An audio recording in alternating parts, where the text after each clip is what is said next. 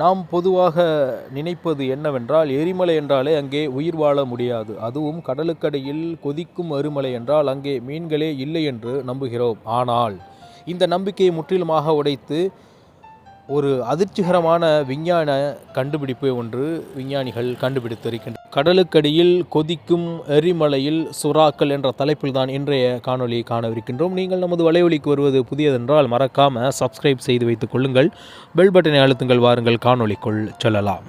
National Geographic ஆய்வுக்குழு சாலமன் தீவுகளுக்கு அருகே உள்ள கவாச்சி என்ற செயலில் இருக்கும் கடலுக்கடி தீப்பாறை எரிமலையை ஆய்வு செய்தபோது அவர்கள் கண்முன்னே நடந்த காட்சி உலகை அதிர வைத்துள்ளது.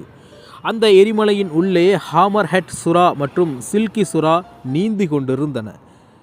காவாச்சி எரிமலை என்பது உலகிலேயே மிகவும் ஆபத்தான செயலில் இருக்கும் கடலுக்கடி தீப்பாறைகளில் ஒன்று. இங்கே எரிமலை வாயுக்கள் சல்யூரிக் அமிலம் மிக அதிக வெப்பநிலை என்று செயலில் இருக்கும் பகுதியில் 400 ஃபாரன்ஹீட் அதாவது 204 டிகிரி செல்சியஸுக்கு மேல் வெப்பம் இங்கே எப்பொழுதுமே இருந்து வருகின்றது. அப்படியென்றால் சுறாக்கள் எப்படி அங்கே உயிர் வாழ்கின்றன? இதுதான் விஞ்ஞானிகளின் மிகப்பெரிய கேள்வியாக இருக்கின்றது. சாதாரணமாக மனிதன் குளிக்க ஏற்ற வெப்பநிலை என்பது 37 டிகிரி செல்சியஸிலிருந்து 40 டிகிரி செல்சியஸ் வரை, அதாவது 98.6 ஃபாரன்ஹீட்டிலிருந்து 104 ஃபாரன்ஹீட் வரை.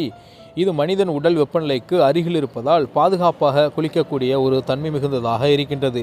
சுகமான குளிப்புக்கு இளஞ்சூடு நீர், வார்ம் வாட்டர், குழந்தைகள் முதியவர்கள் தினசரி குளிப்புக்கு நல்லது எவ்வளவு என்றால் 32 டிகிரி அல்லது 36 டிகிரி செல்சியஸ் தான். கவனிக்க வேண்டியது இதில் என்னவென்றால் 42 டிகிரி செல்சியஸுக்கு மேல் தோல் எரிச்சல், இரத்த அழுத்தம் மற்றும் மயக்கம், தலை சுற்றல் போன்றவைகள் ஏற்படலாம். 50 டிகிரிக்கு மேல் சென்றால் சில வினாடிகளிலேயே தோல் எரியும், பேர்ன் இன்ஜூரியாக மாறலாம்.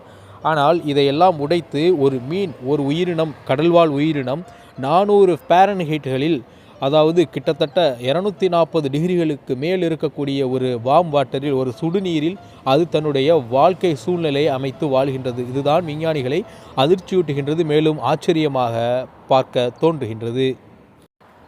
எரிமலை பள்ளத்தின் உள்ளே சில குளிர்ந்த நீர் பகுதி இருக்கலாம். சுறாக்கள் அந்த பகுதிகளில் வழியாக நகர்ந்து மிக கடுமையான வெப்ப பகுதிகளை தவிர்க்கக்கூடும். அதாவது கவாச்சி எரிமலை முழுமையாக மரணப்பகுதி அல்ல, ஆனால் அது மிக சிக்கலான இயக்கம் நிறைந்த சூழலாக இருக்கின்றது.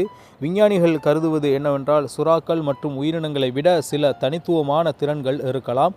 உதாரணமாக திடீரென மாறும் வெப்பநிலை தாங்குதல், நீரின் ரசாயன மாற்றங்களுக்கு விரைவாக பழகுதல், ஆபத்தை உணரும் சிறந்த உணர்வு திறன். இதனால்தான் இத்தனை ஆபத்தான இடத்திலும் அவை உயிருடன் இருக்க முடிகிறது என்று ஆய்வாளர்கள் கூறுகின்றார்கள். இந்த கண்டுபிடிப்பு ஒரே ஒரு விஷயத்தை மட்டுமல்ல, பல நம்பிக்கைகளை உடைக்கிறது. பெரிய வேட்டையாடும் உயிரினங்கள் இவ்வளவு கடுமையான சூழலில் வாழ முடியாது என்ற கருத்து தவறு.